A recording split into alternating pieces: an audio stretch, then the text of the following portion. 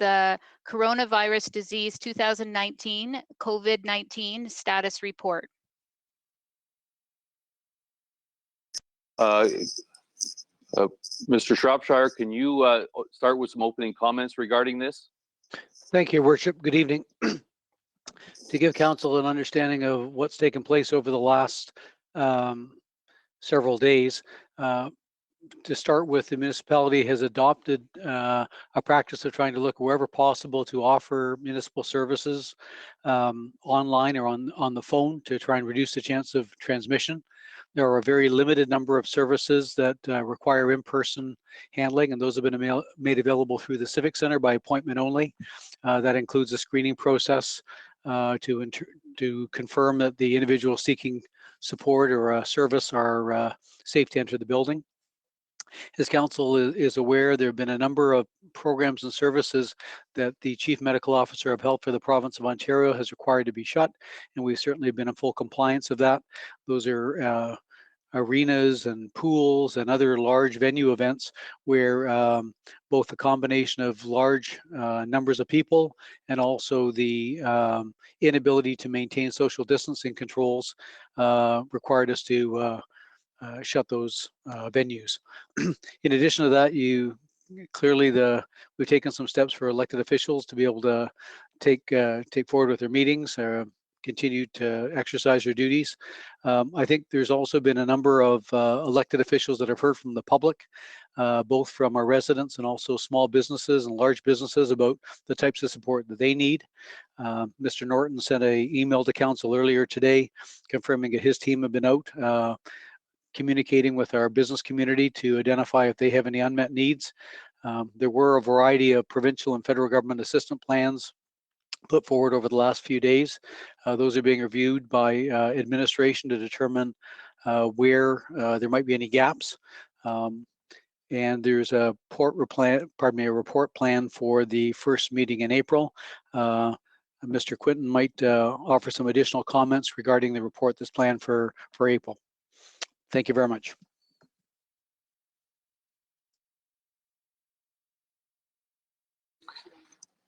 Councillor Thompson. Yeah, I would like that update from Mr. Quinton in regards to what exactly we could be seeing in the April report, and then I do have some questions for Ms. Reepdike as well, if she's local.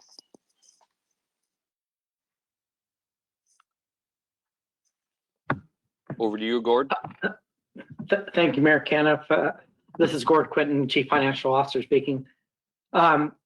Since the province declared COVID-19 a provincial emergency on March 7th, there has been a slowdown in the economy that we've all seen, with more and more businesses closing every day. And tomorrow we'll see another round of closures as announced by the province today. These closures affect small businesses and taxpayers who have temporarily lost their job. It affects them the most. The financial services team and I have been studying the issue and the potential of some form of targeted assistance to those that need it the most. We have consulted with over 50 municipalities, Association of Municipalities of Ontario, and many specific Ontario municipal and property tax associations. This week, with the assistance of economic development staff, we will be working with small business owners to hear about their immediate needs. Just a reminder to Council that municipalities are legislated not to have deficits, which is different than the federal and provincial governments. The federal government has announced $87 billion of aid to date, and the provincial government has made funding announcements as well, and will be presenting their financial statement on March 25th that will have further details. The details of many of these programs are currently under development and being rolled out shortly. So I will be bringing a report to the April 6, 2020 Council meeting with recommendations for Council to consider, and any decisions made by Council will be in place prior to the next tax installment due date of May the 1st. Thank you. Thank you, Mayor Caniff. Councillor Thompson, you still have the floor. Thank you very much. I guess just back through to Gord, I heard a little bit about homeowners and whatnot, or I should say, I heard a lot about small business, but we're obviously still looking at it. It's a very fluid situation. We all recognize that with all the news that's coming out each and every day. Could council anticipate something being in there for the average Joe taxpayer on the home ownership side? We are still in the analysis stage, and we will have recommendations for council, but that may include for individual homeowners who have lost their job because of COVID-19. Councillor Thompson, you had some questions of Dr. Redyke as well? Yeah, thank you. I think I'm back on here. I was muted there for a second. For April, there's been some questions posed to me in regards to other communities. There's a rush, or I guess an issue with getting enough masks and medical supplies. I understand there was an issue down in Windsor. I was hoping for an update on where we are on that.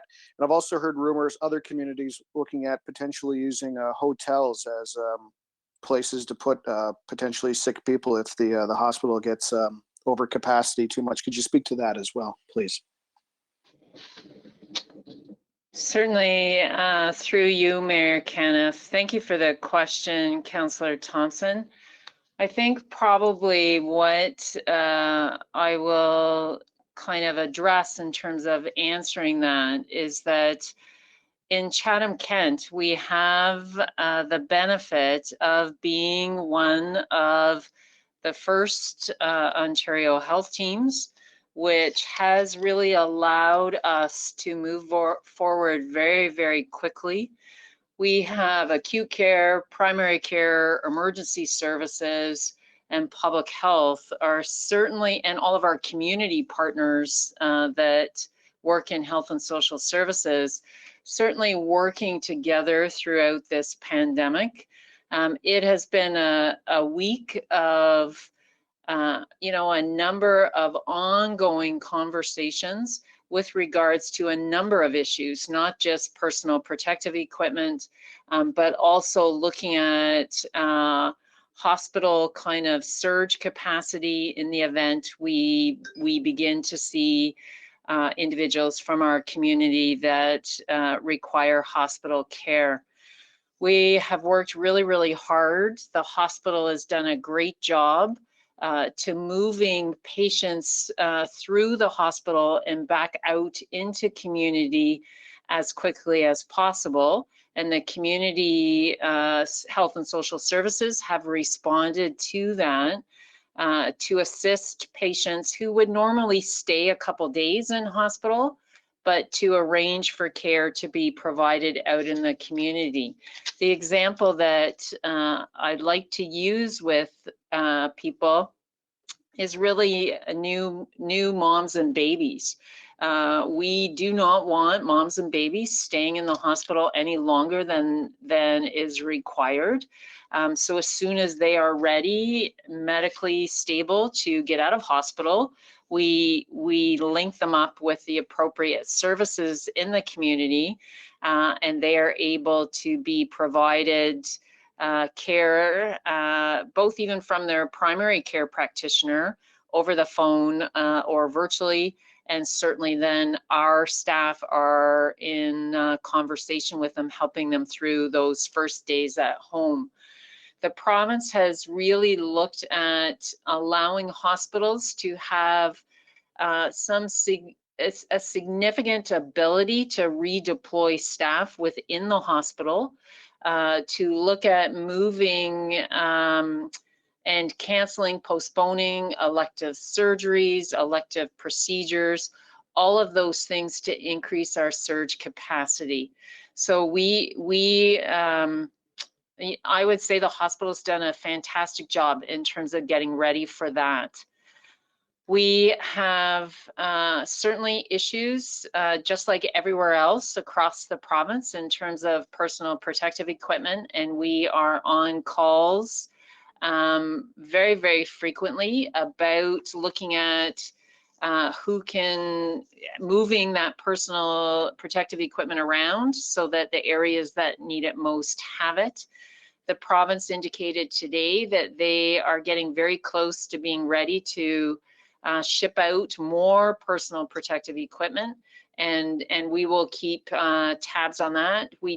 In terms of working together, which works really well, is we don't have any one agency or one partner hoarding PPE. So we are really coming at this with a community perspective. So I think I'll stop there and see if that answers that first question, Councillor Thompson. And I'll be honest, and I'm thinking you had something else in there, but I can't remember now. Yeah, the only other one was, I'm not sure, to be honest, if you answered it, was the potential for using hotels as temporary places to store people. I think you hit that off the top. So if you did, I'm comfortable with those answers, April. Thank you. Councillor Sakachi? Oh, I did have one more question. I'm sorry. If I could, I guess my final question. Sorry, I didn't pose this earlier. It just occurred to me. For Dawn, I would think it would be a two-part question just to make it easy. The first one is Chatham-Kent doing everything we can to, I'll say, promote and enforce social distancing, and it's a tough question to ask and a tougher one to answer, but are we potentially looking at layoffs of some municipal staff in the wake of this economic slowdown? So the first question about the social distancing, with the leadership of our public health, both April and Dr. Colby, we've had a full court press on educating the public about the importance of social distancing. And I've been pleased to see when I've been out into the community for, coming back and forth to work or going grocery shopping, our retailers that have been open have been respecting that and doing everything they can to keep both their employees and their clients safe. So that will never finish. I think we've got a lot of activities to respond to yet. As to with respect to layoffs, it's a difficult question. So what the municipality has done over the past couple of days is we've looked at what are those services we can continue to offer people. There's some services where a lot of times people don't even realize that the municipality is offering the service. They almost take it for granted. And whether that's something as important as being able to turn on your tap and get clean drinking water, or sanitary facilities, waste removal, etc. What we've been trying to do is to ensure that our business continuity plans are fully engaged, and we're in a position to respond and continue to provide the service with as little interruption as possible. As I mentioned earlier, there's some services like swimming pools and skating facilities and so on that it just doesn't make sense for us to continue those at this time. With respect to layoffs, I think it's too early to make that type of a call. It really will depend over the course of the next several weeks as to how the COVID pandemic continues to take shape. We may be in a position where there could be a large number of our community that are actually infected. We hope not, but worst case scenario that we've seen in some other countries, and in which cases we're going to have to be rotating staff and making sure that we can continue to provide services. But we have instituted a number of different procedures, including trying to, where possible, close services to the general public and provide the services online or over the telephone. So we reduce the chance of transmission. We've also had a certain number of employees that are able to work at home or work in other municipal offices that still facilitate them providing service to the public. So we will continue to come back and talk to council about what our human resource needs will be and our ability to continue to offer safe and reliable services to our community. Thank you.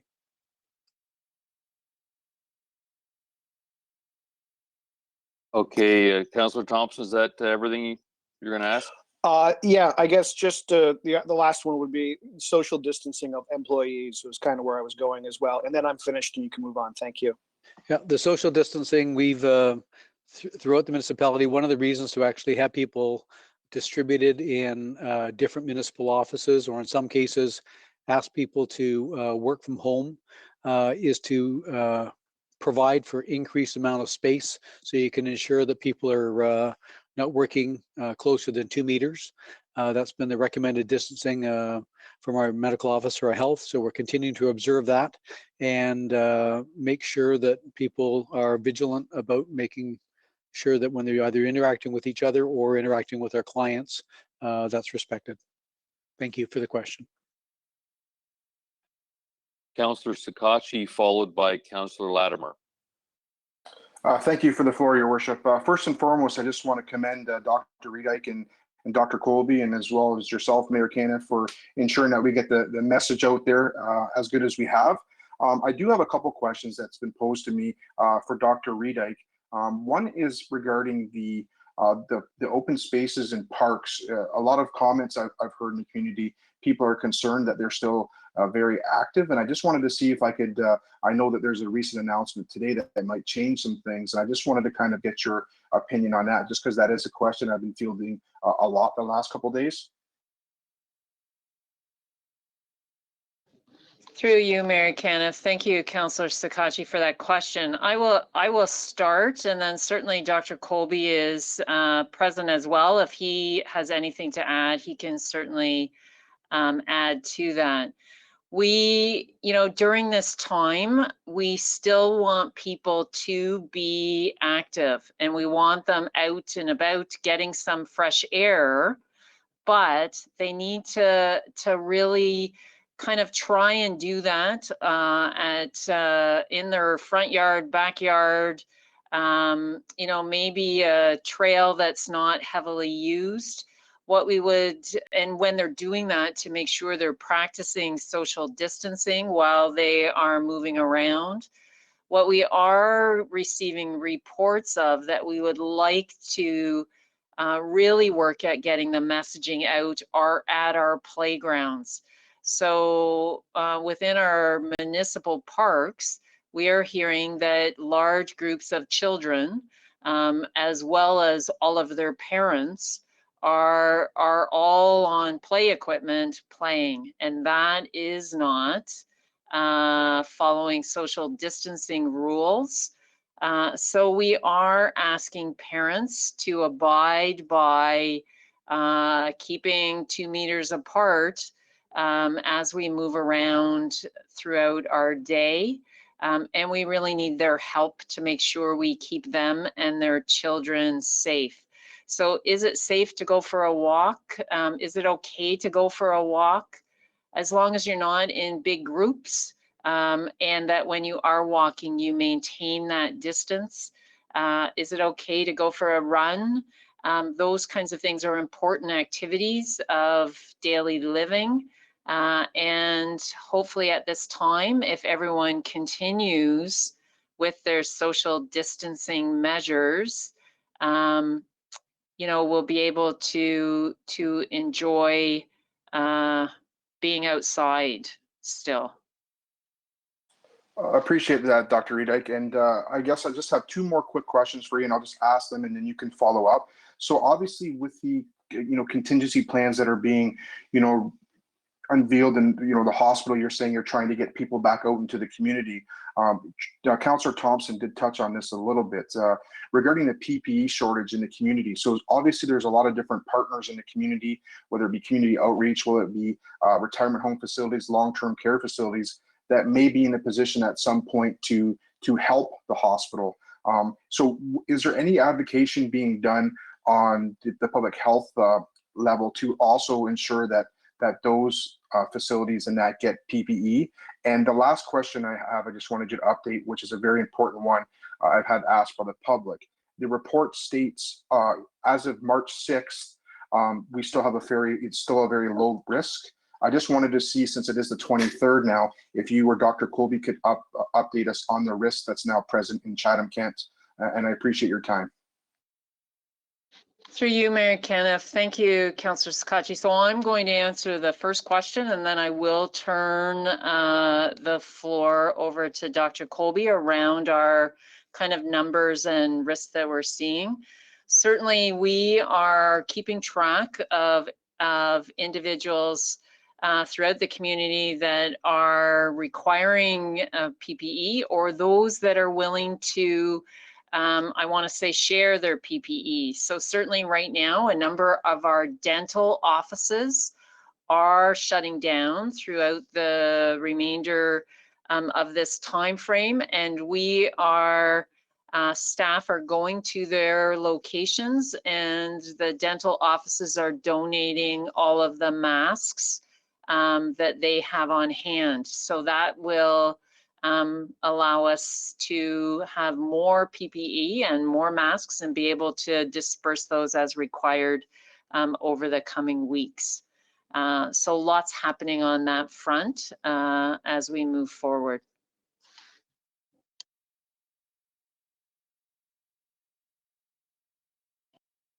Dr. Colby, are you going to add some comments to that as well? I'd be pleased to, Your Worship. Can you hear me all right? Yes. Perfect. If I understood the question correctly, I was asked to estimate what the risk is. I would say that the risk is still low, but not extremely low. But I have to qualify that because the shortage of test kits and the inability of the province to test more than 2,000 to 3,000 results a day and produce that is hampering the scientific understanding of what we're dealing with. The testing has only been applied to symptomatic people and only to those with the most severe symptoms preferentially. So there is a void, and that's been true of every country. So there's a void of knowledge about how many people are very mildly symptomatic or even asymptomatic. It is known that children are more likely to be asymptomatic with this virus or mildly symptomatic. And with the kind of play and contact that children have, they facilitate transfer of the virus between them very, very easily. So that's why the first response that we had was to close the schools and the daycares. So I think there has been community transmission, meaning not linked either by first or second degree to a traveler in the Ottawa area and in the Kitchener-Waterloo area and in the Hamilton area. And we are advocating increased social distancing on the presumption that if we're not at that point, we're not far from it. So we're taking a precautionary point of view and trying to stay ahead of things. I hope that answers the question, Your Worship. Thank you, Dr. Justice Colby. Sagachi, anything else? Just one quick question for Mr. Quinton, and I appreciate both doctors' responses. Councillor Thompson touched on a lot of what I was going to ask him, but one thing I wanted to touch base on is to ensure that, you know, where we're looking at the the homeowning aspect and the small businesses, is that we're also keeping a good conversation and open dialogue with Integris to see what they are also going to be doing regarding if there's anything in the community that's going to be transpiring with them as well. And I just wanted to see if your report, you can include that conversation as well, sir. It's Mr. Don Shropshire, Shropshire can you speaking. answer that? Oh, Thank you, Your Worship. We received an update from Integris today. Integris confirmed that they are taking a number of steps in response to the COVID crisis. They are looking at reduction or elimination of late payment fees and interest charges for residential users. They're also looking at special concessions for small businesses that would use under 150,000 kilowatt hours per year, and that would be restricting any sort of cutting of services and whatever people had challenges paying.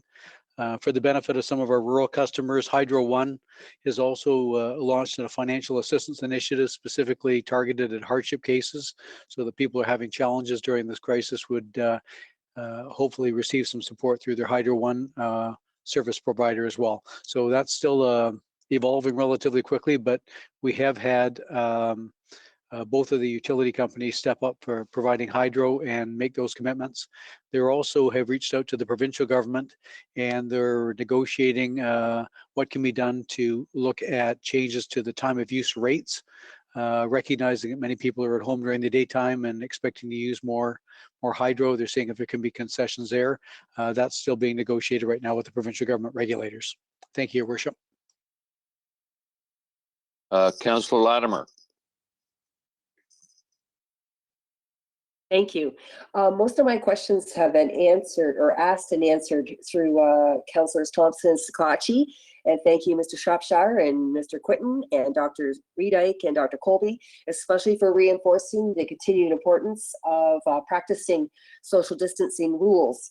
And again, with the update with regard to the current risk, Dr. Colby, thank you.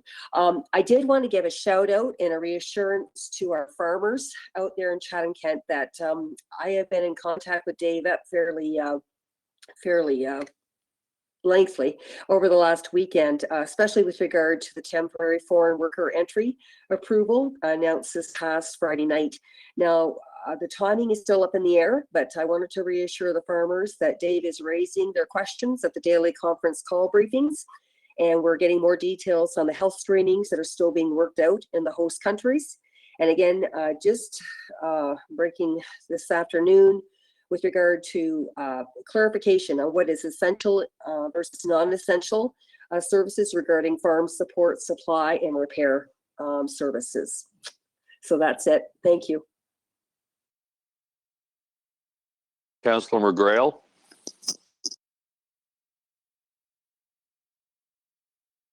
Thank you, Mayor Caniff. So I just want to expand a little bit on what Claire has said, and obviously about the announcement at 1:30 today about essential and non-essential businesses. And I don't know, April, if you can help me with this, but it's becoming very alarmingly aware to me that, you know, there is some essentials, i.e. hand sanitizer, that, you know, you can't even get. And, you know, even to make your own with rubbing alcohol, you can't even find that. So I'm becoming concerned about the non-medical essential businesses that are going to stay open to service, you know, the community. And it has becoming really hard to protect our own staff and within our own buildings. And not when I say social distancing, but supplies needed, hand sanitizer, you know, to make sure, you know, that we're doing the best that we can to provide an environment that is safe.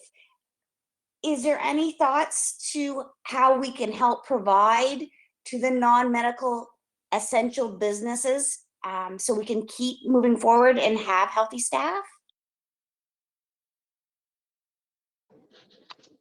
Thank you, Mayor Kenneth. Thank you for the questions. Certainly, as of right now, the government has indicated to us that they will release their listing tomorrow. So if that's come out as of now, I have not seen it. They had indicated at noon tomorrow they will be providing us with what they deem as essential services. So following that, we will go into a process of, you know, beginning to notify and trying to determine the best way to notify and then to enforce all of the other businesses in terms of closing.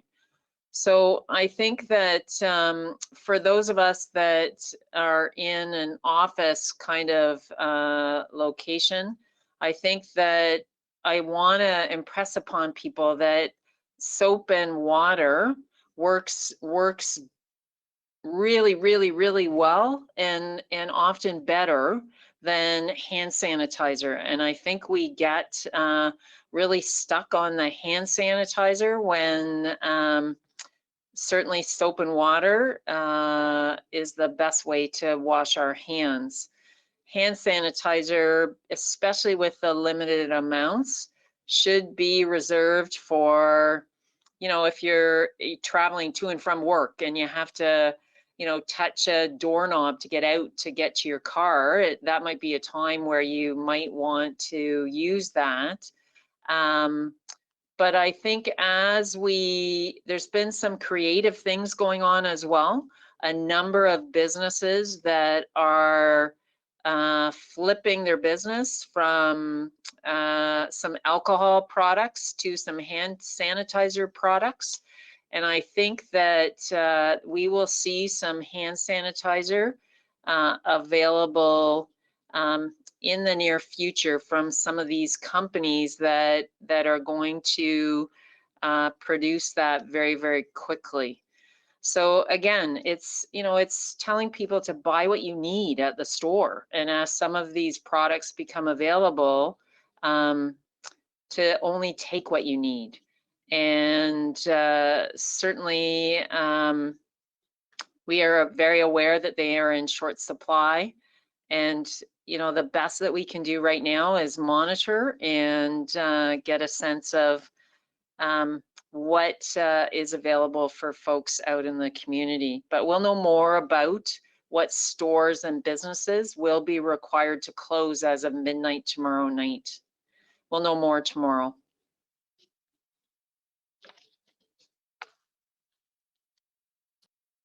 Councillor Hall. Thank you, Mayor Caniff. I was wondering if John Norton, the General Manager for Community Development, could provide some comments about what our Economic Development Department is doing to support local businesses during this pandemic. And also, John, I know we spoke briefly about this earlier today, but can you also comment on the idea we discussed about developing an Economic Recovery Committee?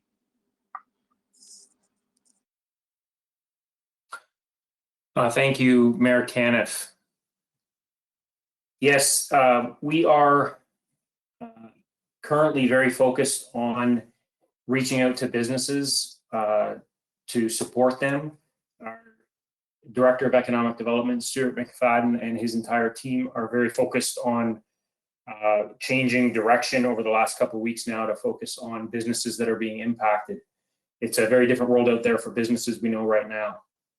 We are populating our Invest CK website. So if you go to our website, Invest CK, you will there find a new web page that's been created for businesses that provides information for businesses regarding how this COVID-19 situation is impacting businesses. We're pushing that out through social media as well. We've taken out ads in the radio and print media to point business owners to the website. In the more medium term, we'll be moving to redeploy resources to focus on supporting businesses. And as Councillor Hall has said, we need to look at the long-term plan, which would involve economic recovery. And I think his idea of an economic recovery committee is a great idea. We're going to reach out this week and have both internal meetings with the mayor and other senior staff, as well as members of our community, about how we can put together such a committee and start thinking about plans for the future. Excellent. Thank you very much, John. I know we had discussed too, getting the committees of councils involved. I know I'm a part of the Community Development Advisory Committee who works with economic development very closely. So I think that could be an excellent opportunity to involve some of our citizens in the community to provide input when that comes to be. Thank you, John. Thank you, Mayor. Councillor Oche. Thank you, Your Worship. Through you to Don. Don, you spoke of Integris and you spoke of Hydro One, but have we heard from Enbridge at all? I have. Thank you, Mayor Hope. Beg your pardon, Mayor Caniff. I have not heard directly from the gas company regarding their plans. I know that other than the fact that I believe that they have a current practice of not disconnecting services during winter months, I think it would be appropriate for us to reach out to the gas company and find out what their plans are for the delivery of service in the future, and also how those that are in financial hardship could be considered for some special consideration. Thank you. That'd be great, Don. Thanks very much. Councillor Kirkwood White. Thank you, Your Worship. I know that there's been a lot of talk about support for the small business sector and for individuals as well, but I'm wondering whether Dr. Riedijk might be able to provide us with any information about what kinds of supports are being discussed for the social service sector and those nonprofit organizations that are doing frontline work in the community, supporting vulnerable people. Through you, Mayor Kenneth. Thank you, Councillor Kirkwood-White, for the question. So I think I want to first start by saying that our Health and Family Services building here at 435 Grand is still open, and we are still seeing clients at this location. We are also still open at our clinic services site at the Wish Center on King Street, still seeing clients that need to be seen requiring care from public health. At this building at Grand, we are certainly seeing an increase coming in for some support and emergency help through our Ontario Works department. And they have seen a significant increase day over day of individuals who are hurting because of COVID-19 impacting their employment and that of their family. So today, and I don't have a huge amount of information on this. We have had a couple of teleconferences over the last 24 hours, but the government has announced, the provincial government, $200 million of funding that will be funneled through service managers, of which obviously Chatham-Kent is one, that will help both vulnerable individuals and also community partners who are delivering services to vulnerable individuals. So until we receive all of those guidance documents, right now this is good news. We just don't know the details as to how that money, how much Chatham-Kent will receive and how that money will be processed to get that out into the groups, both community groups and individuals who require that assistance. So more to come on that. Thanks very much. I did hear something on the street today and wondered whether there was any fact in it. It's a fact. Councillor McGrail.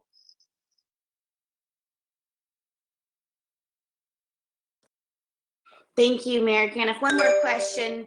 I had a Facebook message. There's some interest in making masks, homemade masks, like with sewing machines. If people were to do this, where would they drop these masks on so they masks to April so that they could be passed on? Is there somewhere we can drop them off? Thank you, Mayor Kenneth. So we have certainly seen, you know, the Facebook messaging and the groups out there that are willing to do this. Right now, we have not put out a call locally for any homemade masks. Our hospital, our EMS, our fire and emergency services, our public health nurses, all have to follow strict guidelines in terms of the PPE that they use. Now, having said that, though, the government of Ontario has put up an actual website that is dedicated to kind of innovative ideas and individuals in the community who want to assist and want to help. And I'll find that, I'll type it out and get it to Judy on the chat here, and then we can get that put up somewhere, I think, so people can see that and let folks know at that provincial level that they've got some ideas and some thoughts and want to help.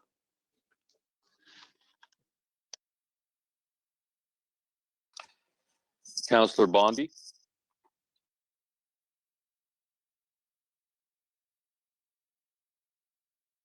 Great, thank you, Mary Caniff. A question, there's been federal and provincial directives as early as even a couple hours ago, maybe 4 or 5 hours ago, that non-essential businesses are being called to close. And again, I understand these are different levels of government, but for the public, what does that mean? If you have any insight into that, I'm sure you do, does that mean that Canadian Tire is closed? Are gas stations open? I think that's pretty important for the public to know, because the idea of non-essential services, which, I feel dry cleaning is pretty essential, but there's that.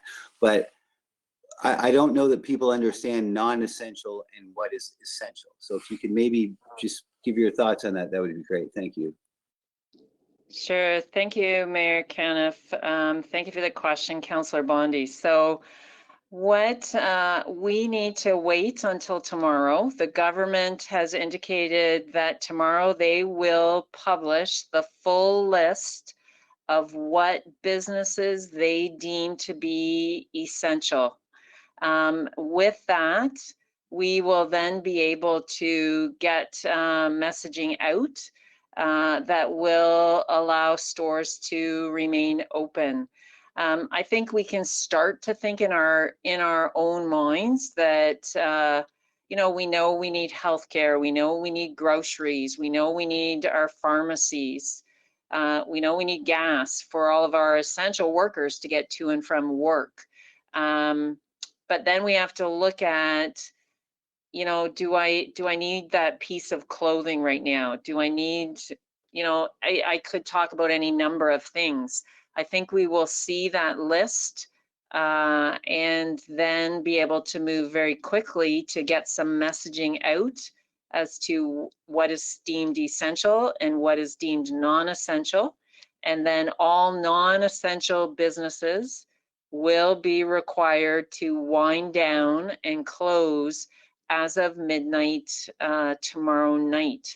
Now, the other piece of that is still unclear is that if my business or my place of my organization is deemed non-essential, is that a complete kind of shutdown, or am I allowed to keep the lights on, so to speak, by having some workers working even though the business is closed to the public? And so we still have some more questions that need to be answered, and hopefully we will have those details as soon as possible tomorrow. Great, thank you, Doctor. Through you, Mayor Caniff. I'm curious, will the municipality provide some sort of a mechanism for small businesses, people that are unemployed, to go through the municipality to understand the programming that is being proposed by the feds and by the province? Because it's complicated. Obviously, I think nobody really I don't even know if the government agencies actually know what they're going to do, but I would think there would be a need for a hands-on, face-to-face, well, within 6 meters of one another, a way perhaps that the municipality can help our citizens deal with the provincial and federal programs, which are, they're only rolling out now. But have we thought about that as a municipality in order to help our local citizens, our local businesses that are going to be faced with federal programs, which are going to seem daunting and probably quite complicated? Mr. Norton, can you answer that? Yes, Mayor Caniff, thank you. I appreciate the question. It's a very good question. And as the programs come out, we are seeing them roll out in the same way the public is seeing them. We have some of the same questions, but what we're going to do is we are mobilizing a team together to gather this information, and we will have it on our website, and we will have our economic development team learn and understand the programs as they roll out, and then we will have that information available for the public. We can point them to the right websites, and we can certainly help them if they're filling out applications or, you know, needing to understand how programs work. This is exactly what economic development officers do. And I'm very confident that we're going to do a good job at communicating that out to the public and to businesses. I think our biggest challenge is going to be the number of businesses affected here. There's just so many, and the environment is just changing so fast right now. It's really hard to keep up with it, but we're going to do our best, and I have every confidence in our team. Great, thanks, John and April, and Mayor Caniff. Thank you very much. Seeing no other questions, Councillor Thompson, got a motion to accept? Absolutely, I'll make that motion. Councillor Latimer? I'll second. And Dr. Reed-Dyke, did you want to add anything prior to us putting this to vote? Thanks, Mayor Caniff. Sorry in terms of a delay for that. I just wanted to add to John's comments. All of the individuals that are coming to us through our social services department, we are assisting them in terms of applying for EI and helping them work through all of that paperwork. And then just like John in economic development, staff are also keeping informed in terms of as programs come out and roll out, and passing that on to citizens as we interact with them.